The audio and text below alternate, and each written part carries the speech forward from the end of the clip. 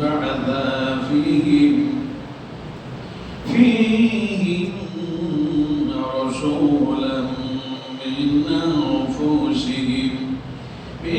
أنفسهم يتلو عليهم آياته ويزكيهم ويعلمهم الكتاب والحكمة وإن كانوا من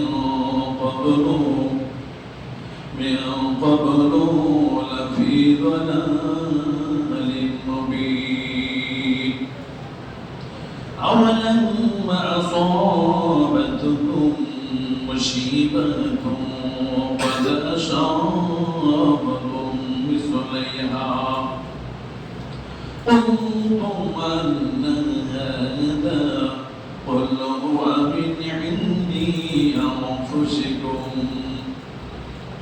إن الله على كل شيء قدير. بارك الله لكم في القرآن العظيم ونفع وإياكم بالآيات والذكر الحكيم فإنه تعالى جواد كريم مالك ورؤوف رحيم.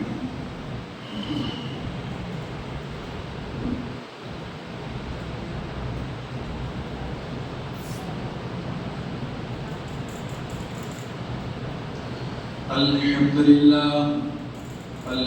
لله نحمده ونستعينه ونستغفره ونؤمن به ونتوكل عليه ونعوذ بالله من شرور أنفسنا ومن سيئات أعمالنا من يهده الله فلا مضل له ومن يضلله فلا هادي له ونشهد أن لا إله إلا الله وحده لا شريك له وأشهد أن سيدنا وحبيبنا ونبينا ومولانا محمدا عبده ورسوله الذي أرسله بالحق بشيرا ونذيرا وداعيا إلى الله بإذنه وسراجا منيرا. أما بعد فقد قال الله تعالى في كلامه المجيد والفرقانه الحميد.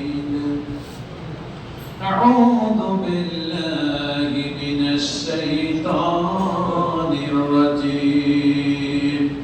بسم الله الرحمن الرحيم. إن الله وملائكته يصلون على النبي يا أيها الذين آمنوا صلوا عليه وسلموا تسليما.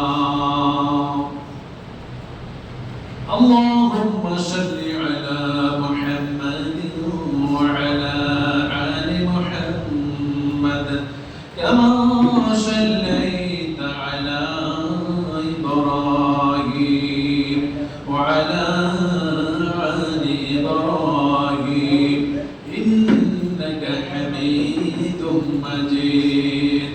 اللهم بارك على محمد وعلى آل محمد كما باركت على إبراهيم وعلى آل إبراهيم إنك حميد مجيد.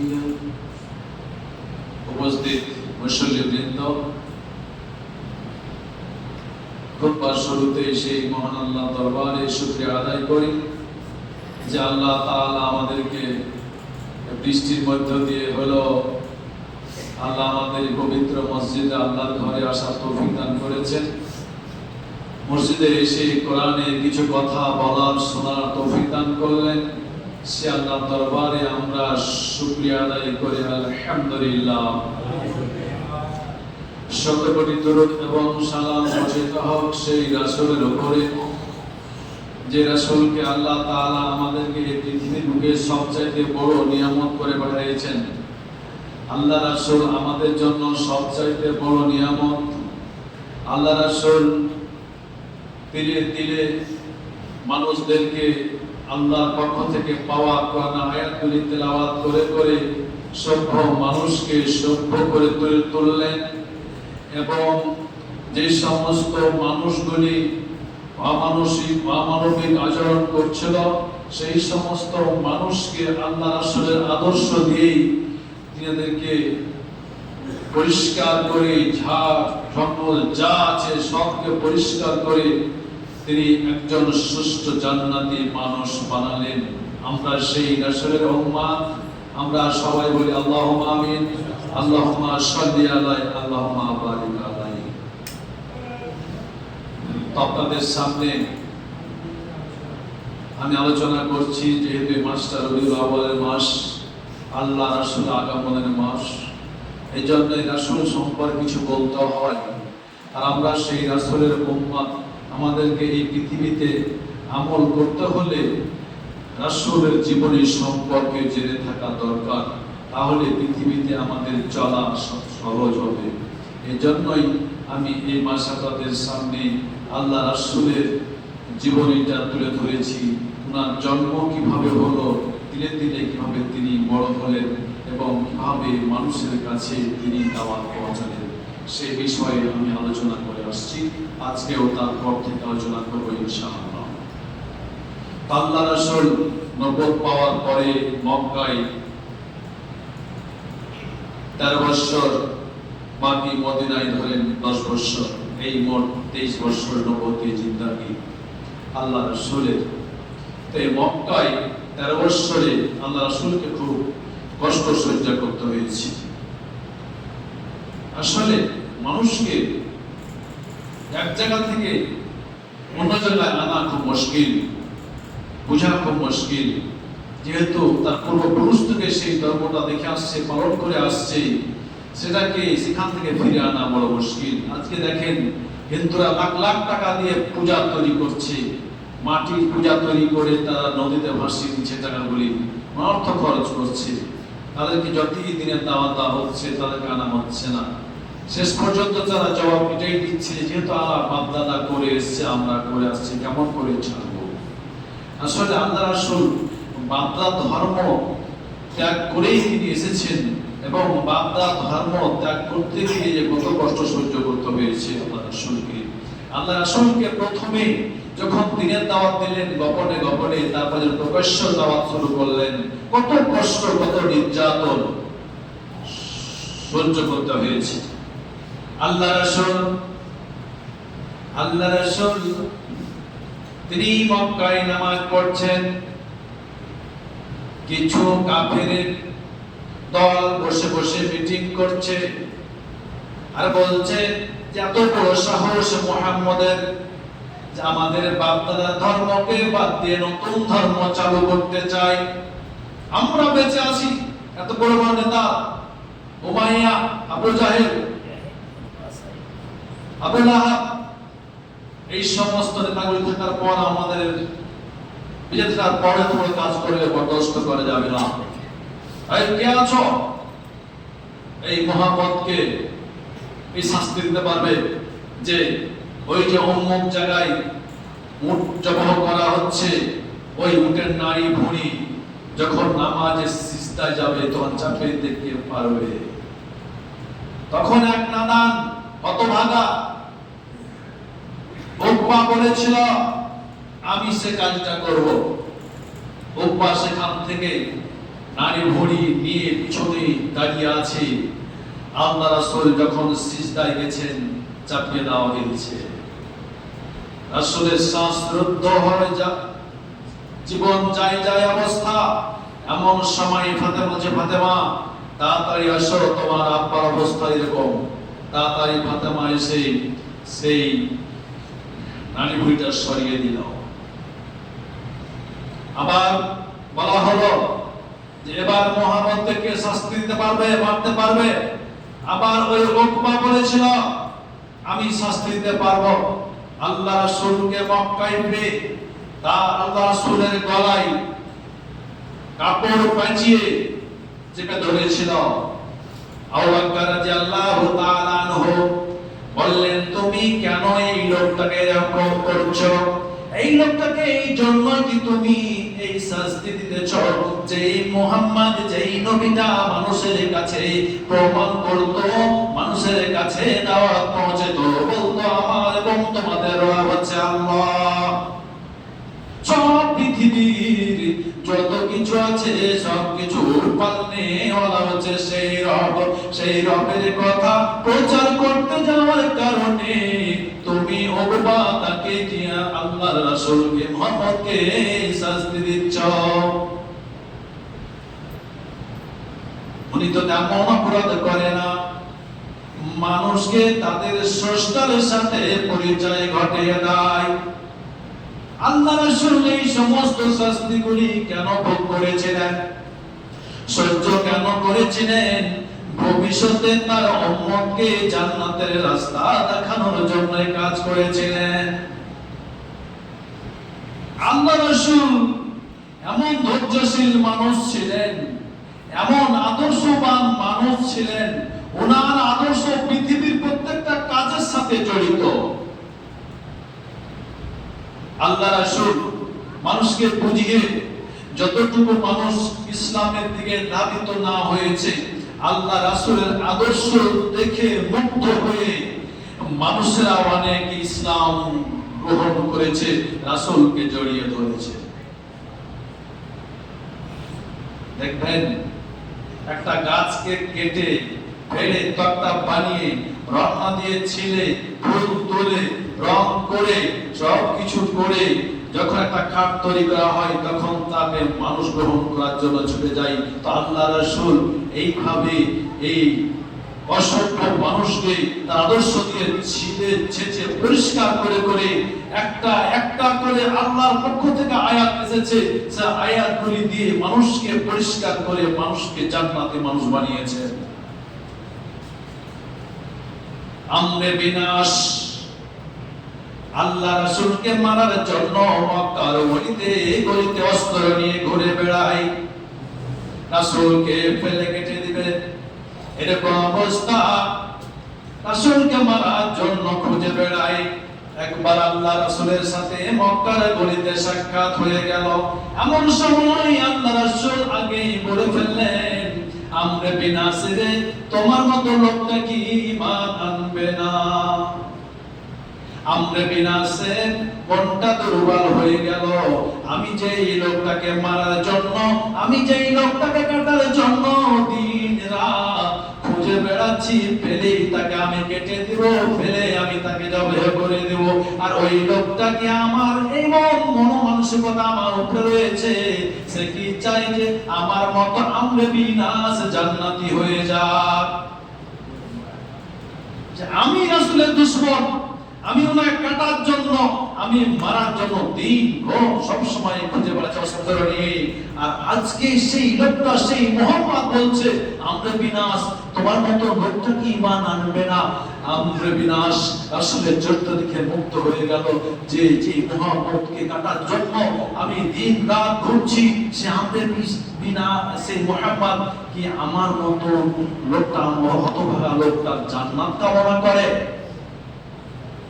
আমরে বিনাশ হাত বাড়িয়ে দিল, ইসলাম গ্রহণ করবে। আল্লাহ রাসূল হাত বাড়িয়ে দিলেন, এরপর আবার হাতটা টেনে নিলেন আমরে বিনাশ। আল্লাহ রাসূল যখন হাত বাড়ালেন, আগে আমরে বিনাশ ইসলাম গ্রহণ করার জন্য হাত বাড়াইছিলেন, আবার আল্লাহ রাসূল যখন হাত বাড়ালেন তাদেরকে শপথ মুসাফা করবেন, ইসলামের দাওয়াত, ইসলাম কবুল করাবেন, কালেমা পড়ার জন্য। আমরে বিনাশ চট করে হাতটা টেনে নিল। আল্লাহ রাসূল বললেন, আমরে বিনাশ রে, তুমি তো প্রথমেই হাত বাড়ালে, তারপরে আমি হাত বাড়ালাম, তবে আমি যখন হাত বাড়ালাম তখন তুমি কেন হাতটা টেনে নিলে? আমরে বিনাশ বলছে, ইয়া রাসূলুল্লাহ আমি যতদিন আপনাকে মারার জন্য প্ল্যান করেছি, আমি আপনাকে কাটার জন্য যতদিন প্ল্যান করেছি, আমি মুসাফা করে বায়াত করে ইসলাম গ্রহণ করে কি আমার সেই বড় বড় পাহাড় পাহাড় গুনাহগুলিকে আল্লাহ মাফ করবে? এই চিন্তা করে আমি হাতটা টেনে নিলাম। আল্লাহ রাসূল বললেন, আমরা কি আসলে তোমার কি জানা নাই? তোমার তো জানা নাই তিনটা খবর আমি তোমাকে বলে দিই। তিনটা কাজ যেই মুসলমান যে ব্যক্তি তিনটা কাজ করতে পারবে, যে মানুষ তিনটা কাজ করতে পারবে, সেই যত পাহাড় পাহাড় যতই কোন পৃথিবী ভর্তি গোনা করে থাকুক না কেন, তার সমস্ত গোনাগুলি আল্লাহ ধুয়ে মুছে তাকে পরিষ্কার করে দিবে। আল্লাহ রাসূল বললেন, তার মধ্যে এক নম্বর হচ্ছে যে ব্যক্তি কাফের যতই মানুষকে মারার জন্য প্ল্যান করুক না কেন, যতই রাসূলকে কাটার জন্য প্ল্যান করুক না কেন, যখন কালেমা পড়ে যখন মুসলমান হয়ে যাবে, আমরা বিনাশে চিন্তার কোনো কারণ নাই, নার্ভাস হওয়ার কোনো কারণ নাই, তার সমস্ত গুনাহগুলি আল্লাহ মিটিয়ে দিবে। অত টেনশন করছো কেন? কালেমা পড়লেই তোমার সমস্ত গুনাহ আল্লাহ মাফ করে দেবে। দ্বিতীয় নম্বর হচ্ছে, যদি কোনো ব্যক্তি গুনাহগার হয়, জাহান্নামী হয়ে জাহান্নামে যাওয়ার সমপরিমাণ যদি তার গুনাহ থাকে, আর যদি বাইতুল্লাহ মক্কা শরীফে হজ করতে যায়, আর ওই হজটা যদি আল্লাহ কবুল করে দেয়, তাহলে তার জীবনের গুনাহগুলি মাফ করে দিয়া তাকে আল্লাহ মাসুম বাচ্চা বানিয়ে দেয়। অতএব আমাদের বিনাশে টেনশনের কোনো কারণ নাই, হাতটা টেনে নেওয়ার কোনো কারণ নাই, লজ্জায়। তিন নম্বর যেটা কারণ হচ্ছে গুনাহ মাফের জন্য, যদি দুনিয়া এই পৃথিবীতে যে জায়গাতে সে বসবাস করছে, সে এলাকার মানুষ, সেই ব্যক্তি ইসলাম পালন করতে গিয়ে যদি তার প্রতি অত্যাচার জুলুম নির্যাতন শুরু করে দেয়, আর ইসলামকে রক্ষা করার জন্য, ইমানকে ধরে রাখার জন্য যদি সে বাড়ি থেকে সমস্ত সম্পদকে বিক্রি করে দিয়ে সেখান থেকে ত্যাগ করে অন্য জায়গায় চলে যায় ইমানকে বাঁচানোর জন্য, তাহলে যে জায়গায় বসবাস করেছিল সমস্ত সম্পদগুলি বিক্রি করে দিয়ে যখন সে ডান পাটা উঠালো, সঙ্গে সঙ্গে আল্লাহ তার জীবনের যতগুলি গুনাহ আছে সবগুলি আল্লাহ মাফ করে দেন। অতএব আমরে বিন আসরে তোমার চিন্তা কোনো কারণ নাই, তুমি যত পাপ করেছো কালেমা পড়ার সঙ্গে সঙ্গে তোমার গুনাহ আল্লাহ রাখবে না। আমরা বিনাশ মুসলমান হয়ে গেল, আর আমরা করি কি? যদি কারো রাগ থাকে কথাই বলবো না, অথচ যেই রাসূলকে কাটার জন্য মারার জন্য ঘুরছে, তারপর রাসূল বলছে যে আমরা বিনাশ, তোর মতো লোকটা ইসলাম গ্রহণ করবে না। সে দুর্বল হয়ে গেল, যাকে আমি কাটার জন্য ঘুরছি সে আবার আমার জান্নাতি হওয়ার আশা করে, তাহলে আর কি করছি আমি? দেখেন আসলে আদর্শে মুক্ত হয়ে কালেমা পড়ে ইসলাম গ্রহণ করে নিলেন। ইসলাম গ্রহণ করে 7টা বছর তিনি ছিলেন। যখন ইসলাম গ্রহণ করলেন, বুঝলেন ঠিক আছে আমার আর পাপ নাই, তখন থেকে শুরু করে দিলেন ইসলামের কাজ, পূর্ণ কাজ শুরু করে দিলেন।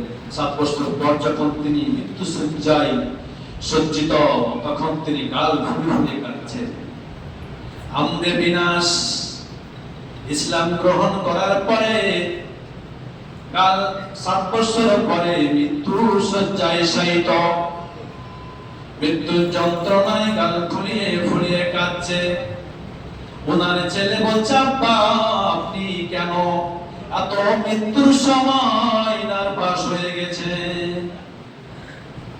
আমরে বিনাশ বলছে, বেটা শুনে নাও, আমি যে জিনিসটা হারিয়ে দিয়েছি সেই জিনিসটা যদি আমি পেয়ে যেতাম, আর যে জিনিসটা আমি পেয়েছি সেই জিনিসটা যদি হারিয়ে যেত, যে জিনিসটা পেয়েছি সেই জিনিসটা যদি হারিয়ে যেত, আর যে জিনিসটা আমি পেয়েছি, যে জিনিসটা হারিয়ে গেছি সেই জিনিসটা যদি আমি পেয়ে যেতাম, তবে বাটানে তোমার আব্বা বড় সুখী হয়ে যেত। ছেলে বলছে, আব্বা চিন্তার কোনো কারণ নাই, আপনি আল্লাহ রাসূলের সঙ্গী, আপনি আল্লাহ রাসূলের সাহাবা, আপনার নামের শেষে রাদিয়াল্লাহু তাআলা আনহু রয়েছে, চিন্তার কোনো কারণ নাই, অতএব নার্ভাস হওয়া যাবে না। আমরে বিনাশ বলছে, বেটা শুনে নাও, যখন আমি ইসলাম গ্রহণ করেছি সঙ্গে সঙ্গে যদি আমি মরে যেতাম তবে আমি নিষ্পাপ হয়ে দুনিয়া থেকে চলে যেতাম। আর আমি যেটা হারিয়েছি সেটা যদি পেয়ে যেতাম, যেটা পেয়েছি সেটা যদি হারিয়ে যেত, তার মানে হচ্ছে আমি বহুদিন ধরে বেঈমান ছিলাম। আমার জীবনটা বেশিরভাগই বেঈমানি অবস্থায় কাটিয়ে দিয়েছিলাম। অল্প সময়টা আমি ঈমান গ্রহণ করে আমি ঈমান গ্রহণ করে আমি মুসলমান হয়েছি। মাত্র 7টা বছর আমি ইসলামকে পেয়েছি, আর বেশিরভাগই সময়টা বেশিরভাগই বয়সটা আমি বেঈমানি হালাতে কাটিয়ে দিয়েছি। অতএব যে সময়টা বেঈমানি হালাতে কাটিয়ে দিয়েছিলাম আর যে সময়টা আমি ঈমান অবস্থায় পেয়েছিলাম, যদি বেঈমান অবস্থাটা যদি আমার ঈমান অবস্থায় কাটাতাম আর যে সময়টা আমি ঈমান অবস্থায় কাটালাম এই অবস্থা যদি বেঈমান অবস্থায় থাকতো, তাহলে আমার জন্য তোমার পিতা আমরে বিনাশ বড় মঙ্গলজনক কাজে সে মঙ্গল হয়ে যেত। দেখেন, যেই লোকগুলি রাসূলকে মারার জন্য, রাসূলকে কাটার জন্য ব্যস্ত ছিল, তারা আবার কি করলো? রাসূল আদর্শে মুক্ত হয়ে, ব্যবহারে মুক্ত হয়ে ইসলাম কবুল করে নিয়েছে।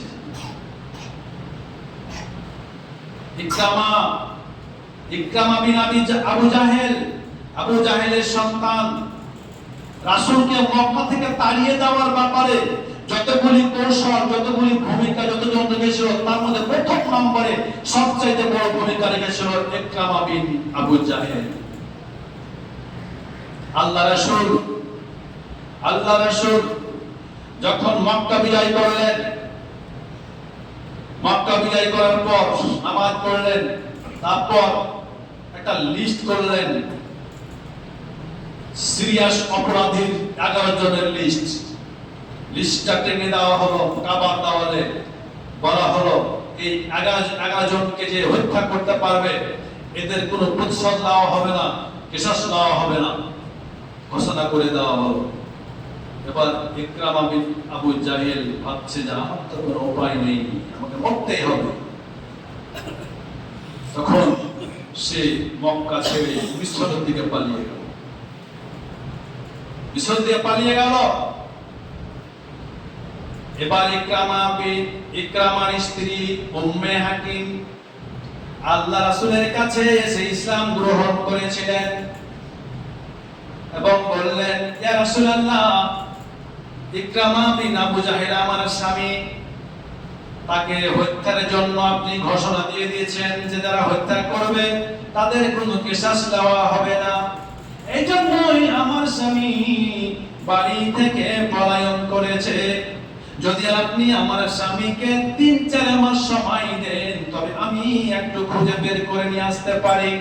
ঠিক আছে, যাও। সময় দেওয়া হলো। উম্মে হাকিম বাড়ি থেকে বের হয়ে গেল।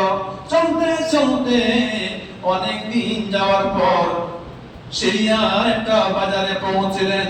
সেখানে গিয়ে বলছিলেন, ও ইকরামা, ইকরামা বলে চিৎকার করছে।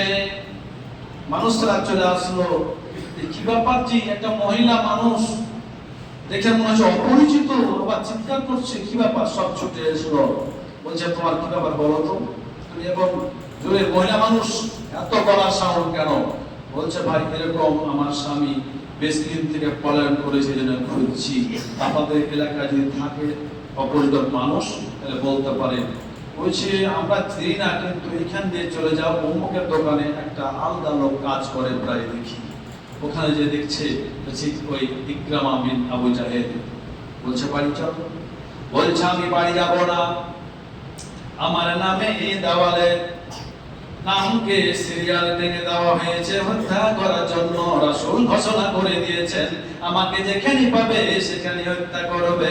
আমি বাড়ি যাব না, তুমি আমার সন্তানগুলিকে নিয়ে এখানে চলে আসো, আমরা এখানেই বসবাস করব।